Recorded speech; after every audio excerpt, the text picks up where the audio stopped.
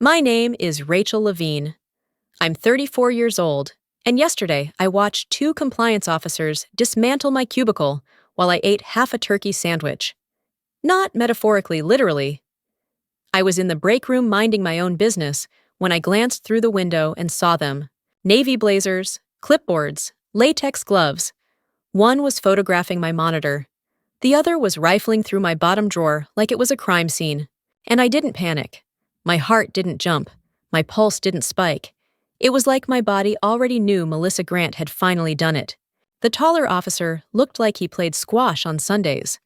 The shorter one had a highlighter behind her ear, like she meant business. I stood there for maybe 30 seconds before walking back to my desk sandwich, still in hand crumbs trailing behind me like some reverse breadcrumb trail. "Find anything interesting?" I asked, keeping my voice steady. The tall one looked up from my file cabinet, no humor in his eyes. "Miss Levine, we're conducting a routine inspection based on internal reports of workplace violations." "Routine, huh?" I said, glancing 3 cubicles over. Melissa was there, pretending to organize papers she never touched, unless someone was watching. She wasn't watching me, not directly, but I could feel it. Her gaze hovered just off my cheekbone like heat. The shorter officer spoke without looking at me. Unprofessional conduct, patterned inconsistencies in client communication, safety concerns with desk organization. I almost laughed. Desk organization. What's next? Misaligned post-its. "We'll need to complete our review before you may return to your workstation." So I stepped back, watched them go through everything I touched, watched Melissa tilt her head, just so pretending she wasn't eavesdropping on every breath the officers took. This wasn't spontaneous. She'd been building toward this for months, whisper by whisper, email by email. And the worst part, I let her. Before I tell you why, before I explain what I did and what I didn't do, take a moment to like the video and subscribe, but only if you genuinely enjoy what I do here. Also tell me in the comments where you're listening from and what time it is there. I love seeing how far these stories travel. Now dim the lights, maybe turn on a fan for that soft background hum, and let's ease into tonight's journey together. My family taught me early how to be palatable. Always polite, never loud, praise others, downplay yourself. We were picture perfect on the outside, matching sweaters, Christmas cards in November, never a bad word about anyone. But inside, we weren't allowed to shine too brightly or speak too bluntly, especially if the truth made someone uncomfortable. I carried that into adulthood like a second skin. At work, I was the calm one, the fixer, the dependable one. Melissa was something else entirely. And if I'm honest, I knew exactly what she was doing. I just never expected her to go this far. Melissa Grant started at Apex Risk Solutions 6 months after I did, but you'd think she founded the company the way she walked around heels, clacking like a metronome, correcting people mid-sentence, offering feedback no one asked for. She had that voice that always sounded like it was on speakerphone, just loud enough to command attention, never quite soft enough to sound sincere. From day one, I saw her sizing me up, not because I made a fuss I never do, but because I didn't. That's the thing about people like Melissa. They feed off recognition, off the ripple their presence causes. When someone like me doesn't make ripples, we confuse them, threaten them even. I handle our firm's largest healthcare accounts, multi-million-dollar policies, with razor-thin margins. One error, one miscalculated clause, and we're hemorrhaging money. But I didn't treat it like a throne. I just did the work. I built quiet trust with clients. I remembered birthdays. I answered weekend emails without pointing it out on Monday. Melissa couldn't stand it. She'd interrupt my Zoom calls to clarify things I'd already explained. She started CCing our manager on emails, highlighting typos that weren't there. Once she actually rewrote my entire client brief with a note, thought this version sounded more executive. It didn't. It sounded like a press release written by someone who loved the sound of their own keyboard. I saw what she was doing, and instead of fighting back, I did something else. I gave her exactly what she wanted. I started making small mistakes, little breadcrumbs. A wrong date in a calendar invite, swapped effect for effect in a report header, filed a folder in the wrong subdrive, then quietly moved it back the next day. Nothing critical, nothing that couldn't be fixed. Just enough to make someone who was already obsessed think they were onto something big. And Melissa, she bit. I knew she had a folder. I saw it once when she left her laptop open in the conference room. It was labeled Rachel Levine, Performance Concerns. That's when I knew I wasn't just being paranoid. She was documenting me, compiling her case like a lawyer preparing for court, screenshots, printed emails, handwritten logs. She was treating my workflow like a crime scene, and every breadcrumb I left, she bagged up like evidence. Let her, I thought. Let her build the most beautiful case of her life.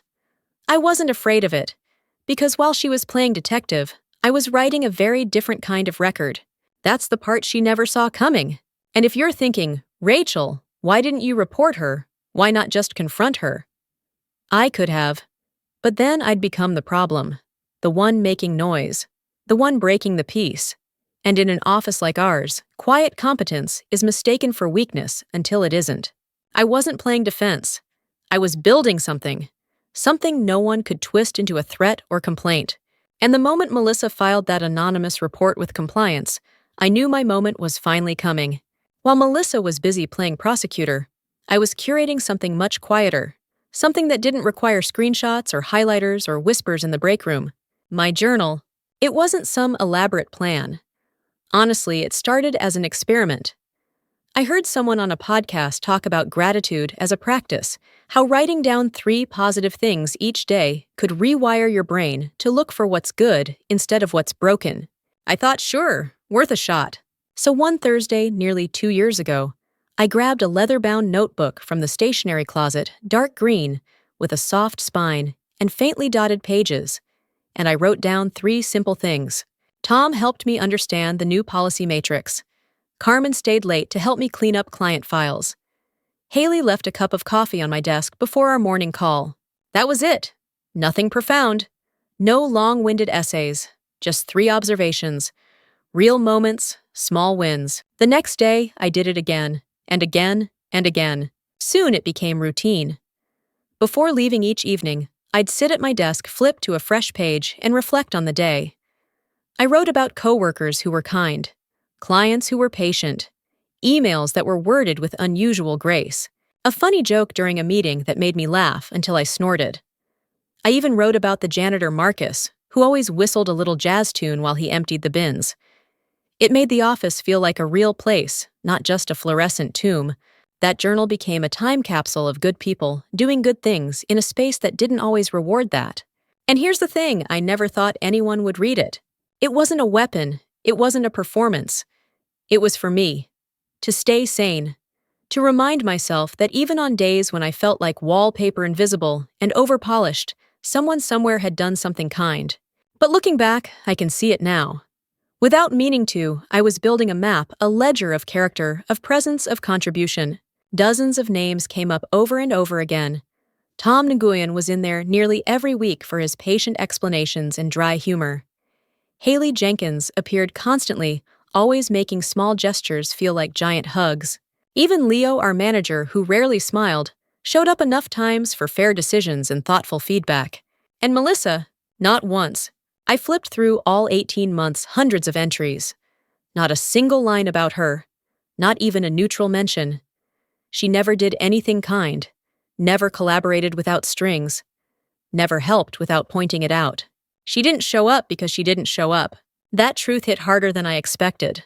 She'd spent a year building a file meant to destroy me. Meanwhile, I'd built something that accidentally revealed who she really was. And now the very journal I never meant to share was sitting inside that drawer. The same drawer those compliance officers were about to open. The drawer made a quiet thud as the shorter officer, Trina I'd learn later, slid it open. She flipped through pens, notepads, a stress ball I hadn't used in months. Then her fingers touched the leather cover. "What's this?" she asked, holding it up by its spine. "Personal notes," I replied. "Just thoughts about work." She opened to a random page and read a line. Paused. Then turned another. And another. Her eyes narrowed not in suspicion, but focus. She looked over at the taller officer, Eric, and gave a slight nod toward the notebook. The kind of nod you only catch if you've spent years learning to read quiet rooms. Eric took it, leaned on my desk, and started reading. Slowly, not skimming, reading. Silence pooled around us. I stood frozen by the window arms crossed over my chest like armor. I could hear the printer spitting out forms 2 cubicles away. The elevator dinged. Someone's water bottle clinked as it refilled at the dispenser. Then I realized what was happening. They weren't finding violations. They were finding evidence of something else entirely, something rare. Kindness. Integrity. Daily proof of a workplace functioning in micro moments. Eric turned a page. Trina leaned closer. They weren't rushing. They were absorbing. 5 minutes, 10, 15. By now, the air in the room had changed. Conversations on the floor had quieted. People noticed. Melissa noticed. I could feel her inching closer, pretending to review paperwork she never even held right side up. She was trying to see what they were reading. Her body was still, but her eyes flicked like someone losing control of a narrative. After nearly 20 minutes, Eric looked up at me, notebook still open in his hand. "How long have you been keeping this, eh?" "About 18 months, I answered. "And these entries, you didn't fabricate them." "No exaggeration for performance review purposes." That one hit me sideways. "No," I said, maybe too sharply. "They're just real moments. Things people did that made work feel more human." Eric nodded slowly. Then without a word, closed the notebook and looked directly at Melissa. "Miss Grant," he called out, "could we speak with you privately for a moment?" It was the first time her name had been said out loud all day, and hearing it spoken so plainly, so directly, knocked the mask clean off her face. She blinked, frozen, then quickly gathered her notebook and walked with them toward the glass conference room at the end of the hall. And I just stood there, because this wasn't how takedowns usually happened. There were no raised voices, no confrontations, no dramatic unveilings. Just a quiet journal being read by two people who understood exactly what it meant. Through the glass, I saw Melissa talking, then gesturing, then shrinking. Eric and Trina remained calm, professional, unmovable. It was a long meeting, nearly 30 minutes. I didn't watch the whole time, but when I looked up from my emails, the room was empty. Melissa was gone. And for the first time all day, I breathed. The rest of the day played out in a strange hush. My coworkers acted normal, or at least pretended to. Phones rang. Slack messages pinged. The copier jammed like usual. But everything felt like a performance, like we were all waiting for the next scene. Melissa didn't come back. Her blazer was still draped over her chair, and her water bottle, always filled with cucumber slices, sat untouched on her desk. The space around it felt too clean. Abandoned, but still warm. I got through the afternoon by losing myself in numbers. Client calls, policy updates, anything to avoid thinking about what had just happened. I didn't tell anyone what was in the conference room. I didn't gloat. I didn't whisper. But I noticed things. People walked past my cubicle a little slower, like they were trying to piece together what they'd almost seen. Trina and Eric left quietly around 4:30 p.m. Briefcases tight in hand, faces unreadable. No fireworks, no announcement. Just the slow, sinking realization that something had shifted. And that night, as I slid my gratitude journal back into my drawer, I reread a page from a few months earlier. Haley brought in pumpkin muffins for the whole team and left a sticky note on mine that said, "Hope today treats you gently." Made my whole morning. I smiled. The next morning, Melissa was back. I half expected a dramatic entrance heels echoing down the hallway, some speech about miscommunication and her deep commitment to company values. But she didn't do any of that. She walked in at 9:01 a.m., nodded at the front desk, sat down, opened her inbox. Quiet. No flurries of fake busyness. No sudden file cabinet slams. No advice offered on conversations she wasn't part of. Just quiet. She said polite hellos when people greeted her, kept her voice low during calls, and didn't so much as glance in my direction. I watched her out of the corner of my eye, not with vengeance, but curiosity. Something had cracked, and I didn't know yet if it was real awareness or just damage control. Maybe I thought, maybe she realized. Maybe she saw the reflection and didn't like what she saw. For 2 days I let myself believe that. That she'd come back softer, wiser, willing to be part of the team instead of hovering above it with a red pen and a clipboard. I should have known better. People like Melissa don't break, they regroup. And when they return, they don't come armed with facts, they come with feelings. Twisted ones. The shift started small, subtle. Carmen stopped by less often. Tom's jokes felt more careful. Even Haley, who normally left sticky notes like flower petals, hadn't dropped one off in over a week. The air changed again, but not like before. This time it was colder, and I could feel something coming. I just didn't know yet how far she'd go. It was Tom who finally told me. He caught me on a Tuesday afternoon, while we were both waiting for the microwave, my leftovers turning slowly on the glass plate, the scent of garlic rice thick in the air. He leaned in low enough that only I could hear him over the hum. "Hey, Rachel, can I ask you something kinda weird?" My stomach sank, but I nodded. "Did you know Melissa's been asking around about your journal?" There it was, the second wave. "What do you mean?" I asked, keeping my tone even. "She cornered me in the break room yesterday. Wanted to know if I was aware you were, quote, documenting people at work." I blinked. "Documenting." He nodded. "She made it sound like surveillance. Like you were keeping files on everyone without consent." A cold weight settled in my ribs. "What did you say?" I told her the truth. That I think it's nice someone notices when people are decent. But Rachel, she's not just asking me. She's been talking to everyone, subtly, same tone, same phrasing. I didn't reply. I just watched the microwave count down 3, 2, 1. She was doing it again, but this time she wasn't attacking my work, she was attacking the way people saw me. I'd lived most of my life avoiding attention, blending in, making sure my success didn't threaten anyone's ego. And when I finally started to be seen not for loud wins but quiet impact, she couldn't handle it. Now she was trying to twist the very thing that had saved me into something dark. A gratitude journal, turned into evidence of manipulation. It was genius in a way. If she couldn't make me look incompetent, she'd make me look invasive. And I saw it working, a little.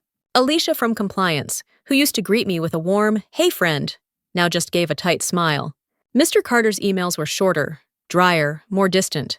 Even Marcus the janitor stopped whistling around my desk. I wasn't sure if it was connected, but in that moment, everything felt connected. She was good. I'll give her that. She knew exactly how to plant doubt without leaving fingerprints. And the more I stayed silent, the more room she had to frame the narrative. I had 2 options: confront her directly, which would play right into her hands, or try something entirely different.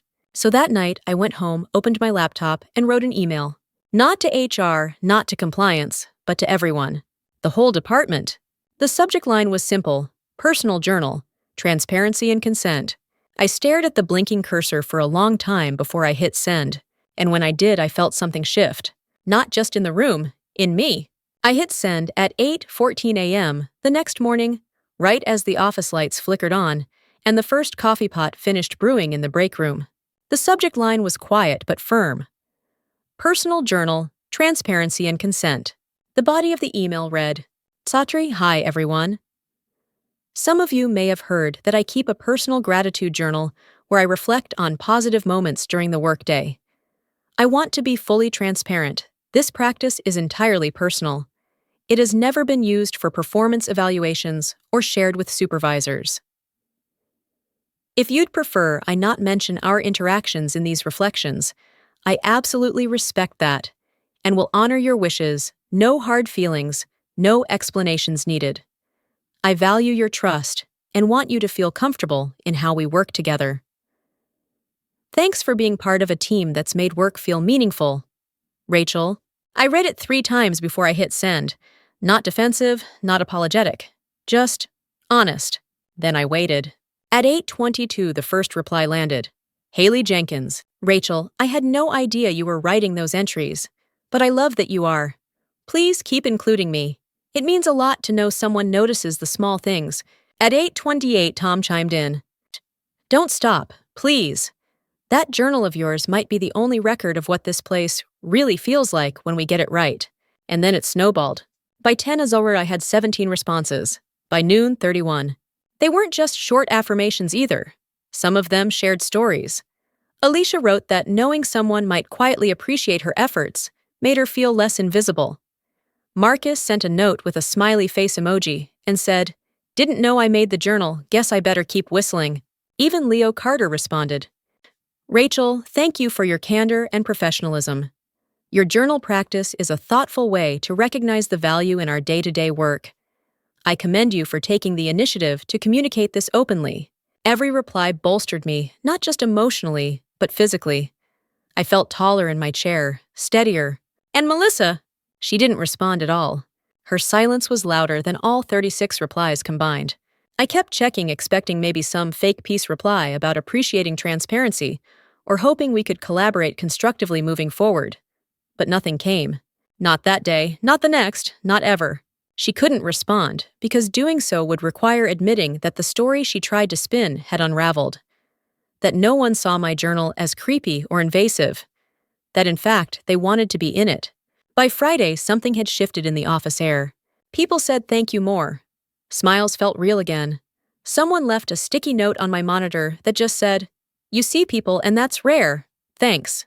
I didn't recognize the handwriting. That somehow made it even better. And while I was riding this wave of tentative hope, something else started happening. People began asking questions. Not the gossipy kind, the curious kind. What kind of notebook do you use?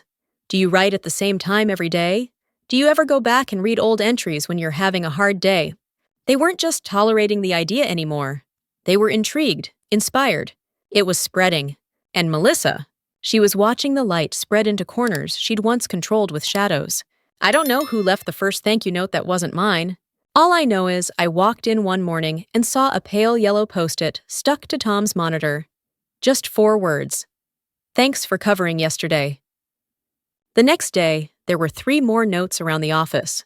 Haley brought in homemade banana bread with a label that read, "For everyone who stayed late this week, you're appreciated." By Friday, someone had printed out a mini sign for the break room. "Gratitude lives here. Add yours." And beneath it, a stack of index cards and a few pens. Already a few messages had been pinned to the corkboard nearby. Shout out to Carmen for that policy cheat sheet. Eric from IT Literal Lifesaver. Thanks for fixing my laptop. I see you, Marcus. Keep whistling. I didn't start it, but I didn't stop it either. No one asked me to lead anything. This wasn't some formal initiative. It was just people remembering that kindness isn't corny, it's necessary. And Melissa, she looked like someone had dimmed her spotlight. At first, she tried to blend in. She started saying thank you more, but it always sounded manufactured, like she was reading from a manual. She left a note once on Carmen's desk. "Thanks for assisting with the policy draft. MG." It was typed, in Arial, on printer paper. Carmen showed it to me later and shrugged. It feels more like a receipt than a thank you. Melissa tried, but not in the way people try to connect. She tried to perform gratitude, which in a space now steeped in real warmth, only made the difference louder. I watched her attempt what I assume she thought was a journal of her own. I glimpsed it once during a meeting. A white legal pad titled Positive Workplace Moments. I only know because she left it visible on the table. The page I saw, it said, "Helped team stay organized this week. Corrected miscommunication on project brief. Set standard for morning response time." They weren't notes of appreciation. They were bullet points of self-praise. Even her compliments were strange. She told Alicia, "You're really improving at emails," and told Tom, "You're surprisingly efficient for someone who works best under pressure." I don't know if she noticed the way people recoiled. Or maybe she did and just thought they were the problem. But now her behavior was on full display, not because anyone called her out, but because it had nowhere to hide. When everyone around you is growing something soft and honest, your sharp edges don't just hurt, they stand out. The irony was perfect. For months, she'd kept a file on me to prove I didn't belong. And now, without any file at all, she was proving she didn't fit here anymore. And people were noticing. One afternoon, Marcus passed her in the hallway and didn't whistle. She paused like she wanted to say something, but then she kept walking. It was one of those little moments that said everything. The office had changed, and she hadn't. It was a Thursday when I got the calendar invite. Subject line, quick check-in, RL. Sender, Leo Carter. Time 3:00 p.m. sharp. Location, his office. I stared at it for a second, heart pinballing against my ribs. My brain instantly went through every task I might have missed, every email I sent that could have landed wrong, every possible scenario that ended in, "We're going to have to let you go." But when I walked into his office, Leo smiled. "Close the door behind you, Rachel," he said, motioning to the chair across from him. He didn't shuffle papers or open a folder. He just looked at me for a second. "I want to thank you," he said. My eyebrows raised confused, for what you've done for this department. Not just the journal, the tone you've set, the shift in morale. I've had more unsolicited positive feedback in the past 2 weeks than I've had in the last 2 years. I blinked. "Oh," he chuckled at my confusion. "You're not in trouble, Rachel." Then he opened a folder, not mine. A different one. He angled it slightly so I could see, though I never saw the documents directly. Just enough to clock a name printed on a top page in bold font. Melissa Grant. Leo tapped his index finger gently on the cover. "You know, we get reports all the time. Usually isolated small things, personality conflicts, miscommunications. But every once in a while, you see patterns." He paused. This one was harder to catch, because on paper, Melissa's efficient. Her deadlines are met. She says all the right things. Then he looked me dead in the eye. "But when we started looking at her behavior through the lens, your journal accidentally gave us people's emotional footprint, how they impact the team dynamic. Something became clear."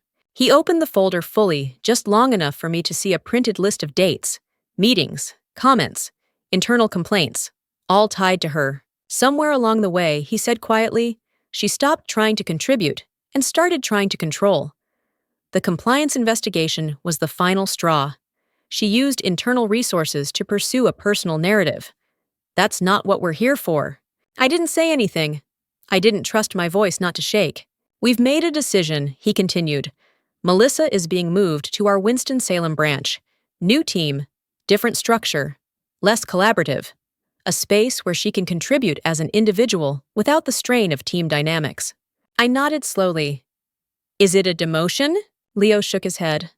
"No, it's a mirror, one I hope she uses." I sat back in my chair, unsure of how to feel. I'd fantasized about this moment, in flashes some dramatic showdown, maybe a formal apology, coworkers clapping as justice rolled in. But this was quieter, more complex. "It's strange," I said, "how much she hated my journal. But in the end, it kind of saved me." Leo smiled. "It didn't just save you. It reminded us all what leadership actually looks like." He closed the folder, exhaled slowly, and stood. "Take the rest of the day if you want," he said. "Or stay and write in that journal of yours. Either way, thank you." I left his office walking slower than I'd walked in. Outside his door, the office was humming along as usual. Phones rang, keys clacked. Someone laughed softly near the copier. Melissa's chair was empty. And somehow it wasn't about her anymore. Melissa was gone by Monday. No dramatic send-off, no final meeting, no donuts in the break room. Just her desk wiped clean, the blazer gone, the cucumber water bottle missing. Someone said she took the Friday 6 p.m. train out of Charlotte straight to Winston-Salem. Someone else said she asked for the transfer to recenter professionally. I didn't care which was true, because by then, I'd stopped looking for a moment that made everything worth it. The worth had already happened quietly, in dozens of tiny ways, like the email from Tom last week. "Thanks for how you handled that call. The client trusted us because you sounded like someone worth trusting." Or the sticky note from Haley on my desk this morning. "For the record, your kind is exactly what we need more of." The truth is, I never wanted revenge. I didn't want to ruin Melissa. I just wanted to do my job in peace, to not be monitored like a threat or picked apart like a test. I wanted the room to be kind, not perfect, just bearable, supportive, real. I'd spent so long trying to be invisible, so people wouldn't target me. But it turned out being visible, honestly vulnerably visible, was what changed everything. The journal still lives in my drawer. Same green leather cover, same dotted pages.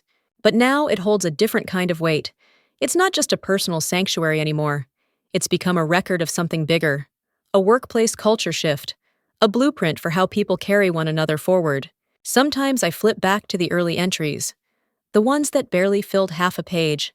The ones written on days when the only good thing was Marcus whistling or someone holding the elevator. It's incredible what a person can survive as long as even something small, reminds them they aren't alone. Melissa tried to use surveillance to break me, but I used awareness to build something. She created a folder of my flaws. I created a world where kindness echoed louder. And in the end, that echo outlasted her. Sometimes the best revenge isn't a comeback or a confrontation. It's not a perfectly timed email or an HR takedown. Sometimes the best revenge is the one they never see coming. The kind where their behavior just stops working. Because the environment changed. Because people woke up. Because truth made enough noise. And you just kept being exactly who you were. Even when it was quiet. Even when it was lonely. Even when it hurt. That's what made all the difference. Have you ever watched someone try to tear you down only for their plan to fall apart without you lifting a finger? That was this story. A quiet journal, a toxic coworker, and the kind of poetic justice that writes itself not with vengeance, but with truth. If you've ever dealt with a manipulative colleague or doubted your own value in the workplace, I hope this gave you something clarity, maybe even peace. Tell me in the comments, has someone ever underestimated your quiet strength? If this story made you feel less alone, like, share, and subscribe. There's power in our softness, and every time you speak it, you help someone else find theirs. Thank you for listening. Really,